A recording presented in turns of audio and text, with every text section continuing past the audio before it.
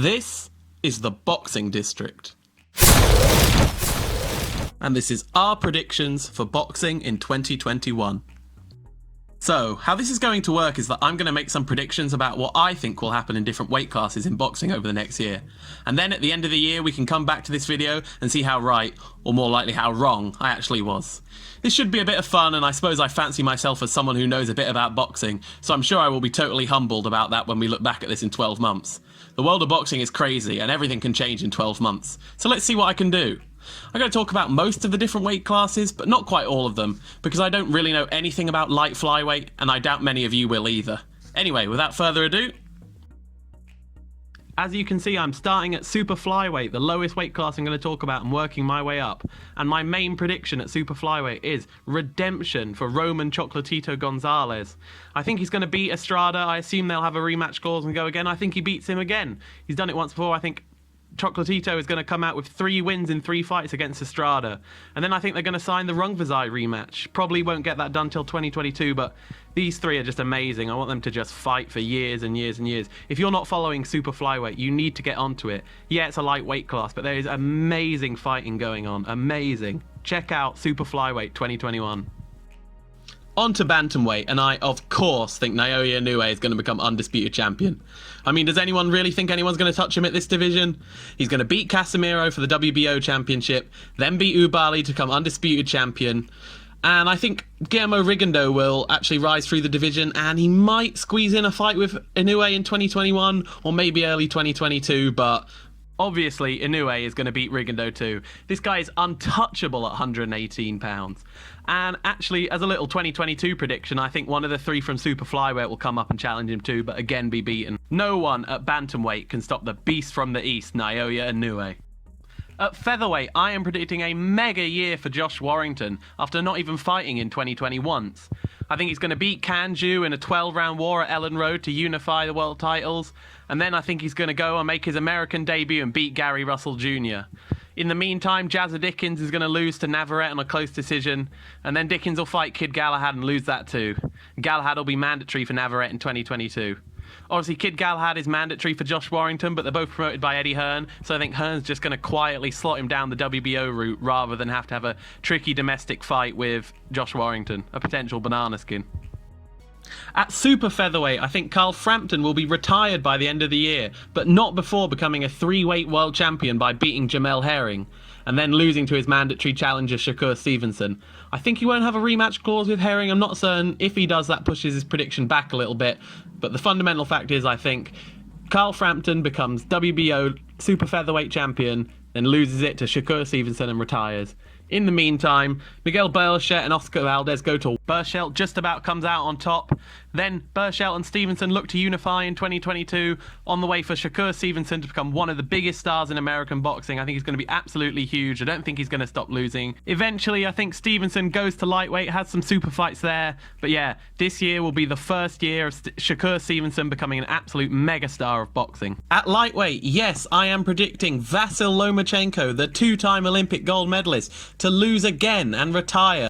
I think Lopez beats him again over 12 rounds, and despite some strange comments alleging recently about bribery and corruption for why he lost the first time to Lopez that are seemingly nonsensical, I think he'll bow out graciously as a man with nothing left to prove.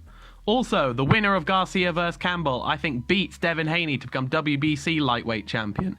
That fight hasn't taken place when I'm recording this, but I don't know who's going to win it, but I think whoever wins it is good enough to beat Devin Haney. Also, I think Gervonta Davis will struggle to get a big fight in this year. I don't see who his natural opponent is, but I think he will be potentially next in line for Lopez for 2022 after Lopez fights like a mandatory or a tick-over fight late in the year after beating Lomachenko again. Super lightweight, bit obvious really. Josh Taylor beats Ramirez twice, undisputed champion, and goes to welterweight. He's a clear number 1 in the division, and Regis Prograis had a really close fight with him last year, the clear number 2 in the division. He'll pick up the pieces after Taylor leaves, probably become undisputed himself at some point, and move up to welterweight as well. Yeah, not a hugely interesting division really. If you think these predictions have been too positive so far, that changes at welterweight, as I don't think Errol Spence versus Terence Crawford is going to happen. They already seem to be really far apart on purse splits and the details.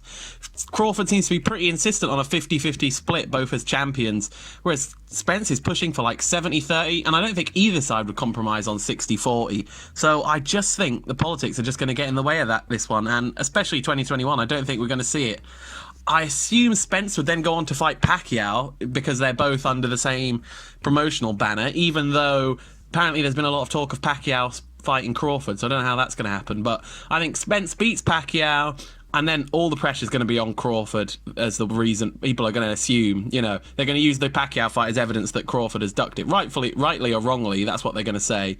And I think Crawford is really going to struggle to get good opponents this year as well. I think everyone's going to say, he's ducking Spence. And I don't think he is going to be. I think they're just going to be fundamentally disagreed on the details of the fight. But fundamentally, perception is reality in boxing, and a lot of people are going to be saying Crawford has ducked Spence this year.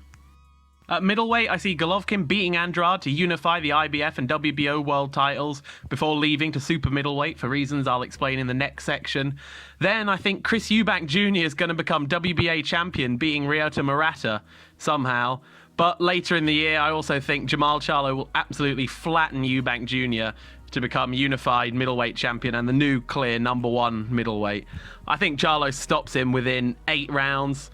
I can't believe Eubank Jr. is going to become a world champion, but I just think they're going to be able to make it happen. It's a real shame that middleweight a couple years ago was such a hot division, but now all the best middleweights seem to be moving up to 168 pounds. Okay, on to super middleweight, and to put it bluntly, I think it's going to be another year of Canelo dominance. Apparently the plan is for him to have some kind of homecoming fight in Mexico in February against a weaker tier opponent. That makes sense, I think that'll go ahead.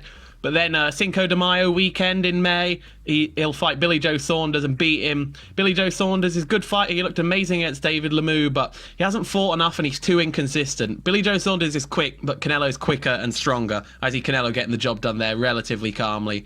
Then September, Mexican Independence Day weekend, Golovkin will come up from middleweight to have their trilogy fight after beating Demetrius Andrade, this time at 168 pounds. And I just don't think Golovkin will have enough. I think it will be a lot more definitive than the first 2 fights, which were very controversial, both judging decisions. A lot of people had Golovkin winning both fights when it was ruled a draw and a win for Canelo. But this time, I think it'll be plain. Canelo's won.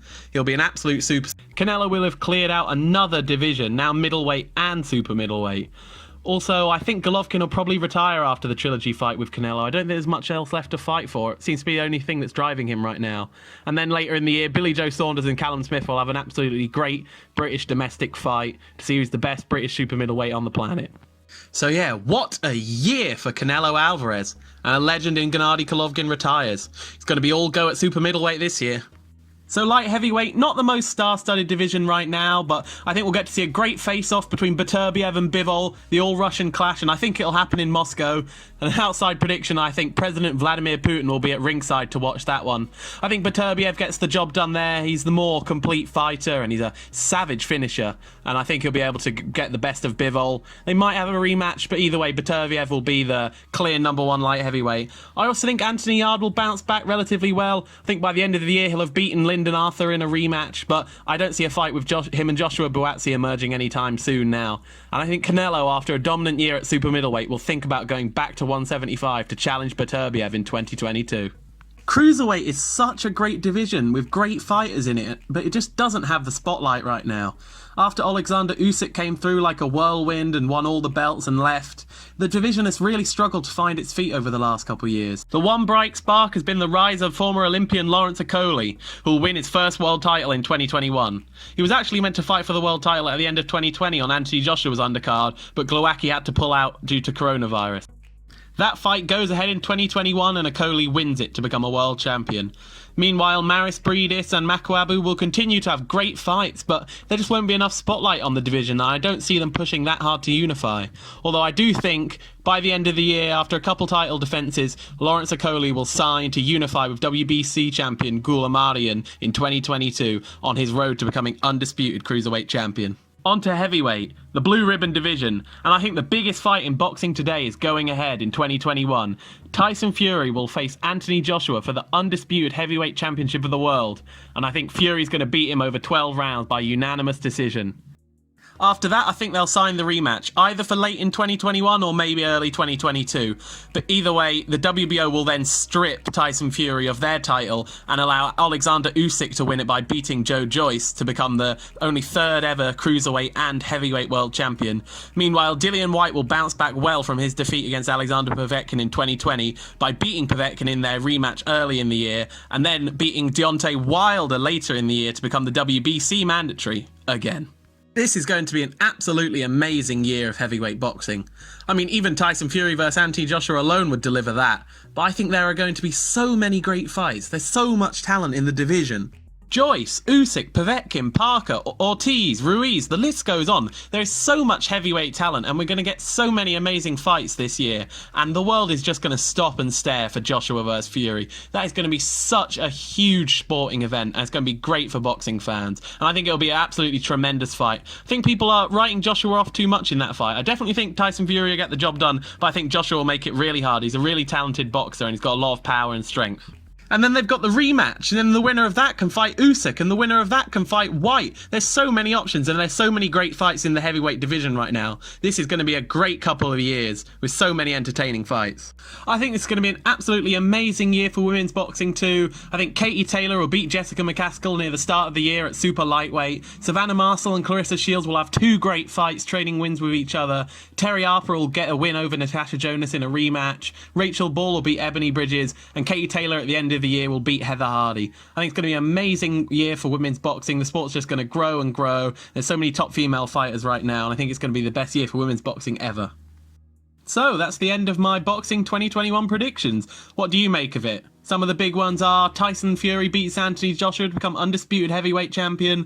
Naoya Inoue becomes undisputed bantamweight champion. Canelo goes on an absolute tear through the year. And Spence vs Crawford doesn't happen. What do you think about any of my predictions? Give me some predictions of your own. Tell me where you think I've gone wrong. Tell me where you think you're right. Any predictions, drop them down in the comments. Thanks very much for listening.